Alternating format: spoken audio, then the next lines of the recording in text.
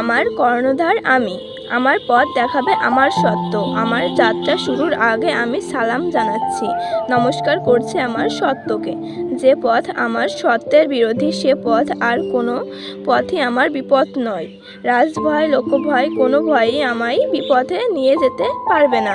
আমি যদি সত্যি করে আমার সত্যকে চিনে থাকি, আমার অন্তরে মিথ্যার ভয় না থাকে, তাহলে বাইরের কোনো ভয়ই আমার কিছু করতে পারবে না। যার ভিতরে ভয় সেই বাইরে ভয় পায়। অতএব যে মিথ্যাকে চেনে সে মিছামিছি তাকে ভয়ও করে না।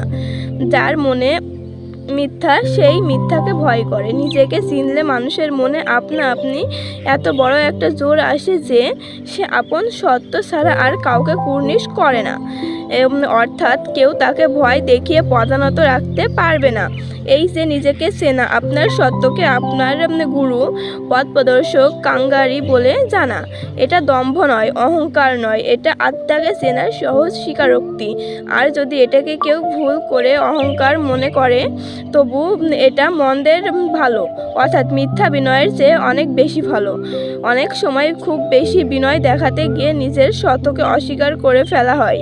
ওতে মানুষকে ক্রমেই ছোট করে ফেলে, মিথ্যা নিচু করে আনে। ও রকম বিনয়ের চেয়ে অহংকারের পৌরস্য অনেক অনেক ভালো। অতএব এই অভিশাপ রথের সারথির স্পষ্ট কথা বলাটাকে কেউ যেন অহংকার বা স্পর্ধা বলে ভুল না করেন।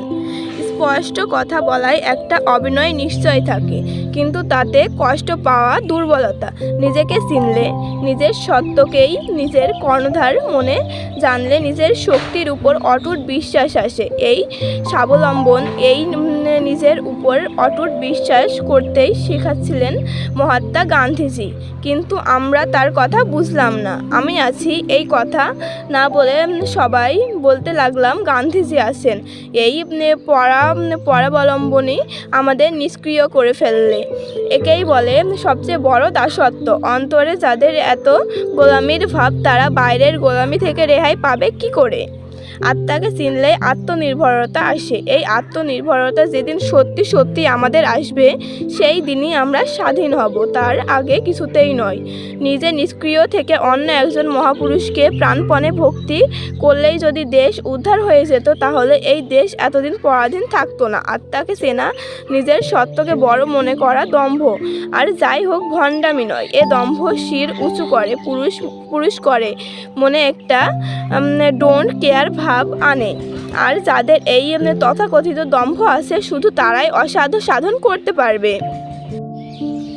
যার ভিত্তি পচে গেছে তাকে একদম উপড়ে ফেলে নতুন করে ভিত্তি না গাঁথলে তার উপর ইমারত যতবার খাড়া করা যাবে ততবারই তা পড়ে যাবে। দেশের যারা শত্রু, দেশের যা কিছু মিথ্যা ভণ্ডামি মেকি, তা সব দূর করতে প্রয়োজন হবে আগুনের সম্মার্জনা। আমার এমন গুরু কেউ নেই যার খাতিরে সে আগুন সত্যকে অস্বীকার করে, কারোর মিথ্যা বা ভণ্ডামিকে প্রশ্রয় দেবে। আমি সে দাসত্ব হতে সম্পূর্ণ মুক্ত। আমি কোনো দিনই কারোর বাণীকে বেদবাক্য বলে মনে নেব না, যদি তার সত্যতা প্রাণে তার সাড়া না দেয়। না বুঝে বোঝার ভণ্ডামি করে 5 জনের শ্রদ্ধা আর প্রশংসা পাবার লোভ আমি কোনো দিনই করব না।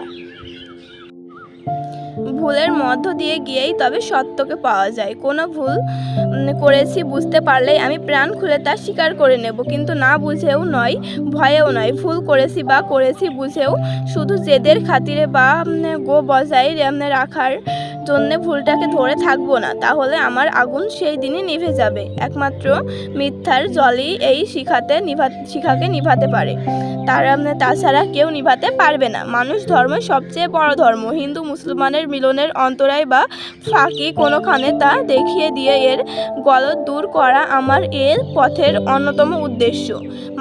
মানুষে যেখানে প্রাণের মিল, আদত সত্যের মিল, সেখানে ধর্মের বৈষম্য কোনো হিংসার দুশ্মনির ভাব না আনে।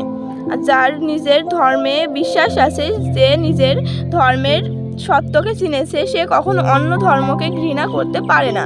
দেশের পক্ষে যা মঙ্গলকর তা সত্য, শুধু তাই লক্ষ্য করে এই আগুনের ঝান্ডা দুলিয়ে পথে বাহির হলাম।